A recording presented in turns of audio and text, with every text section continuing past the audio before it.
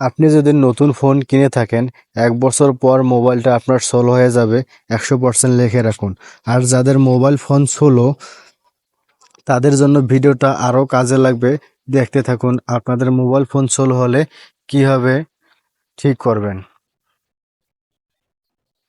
ফার্স্টে আমরা সেটিংয়ে যাব। সেটিংয়ে যাওয়ার পরে আমরা সিস্টেমে ক্লিক করব।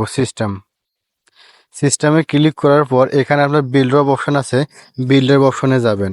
বিল্ড আপ অপশনে যাওয়ার পরে আপনার এখানে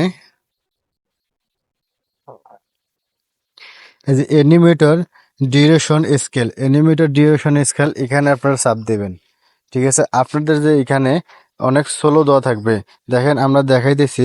আপনার যদি এখানে চাপ দেওয়া থাকে, দেখেন মোবাইলটা অনেক স্লো হয়ে গেছে। দেখাইতেছি, এই যে মোবাইলটা অনেক স্লো কাজ করতেছে, অনেক স্লো কাজ করতেছে। দেখেন অনেক স্লো কাজ করতেছে। এটা আপনাদের ঠিক করে নিতে হবে। সিস্টেমে যাবেন, সিস্টেমে যাওয়ার পর ডেভেলপার অপশনে যাবেন।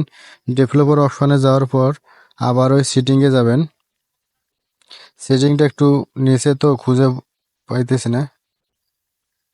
এই যে অ্যানিমেটর ডিউরেশন স্কেলটা একবারে ফুল করে দেবেন। আপনার দেখবেন আপনাদের কোন জায়গায় দিলে আপনাদের ঠিকভাবে মোবাইলটা কাজ করে, আপনি সেই জায়গায় ঠিক করে বসাই দেবেন।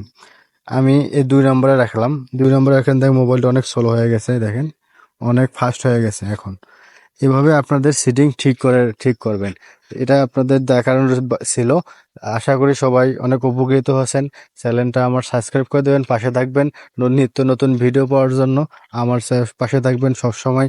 দোয়া করবো আপনাদের জন্য সবসময়।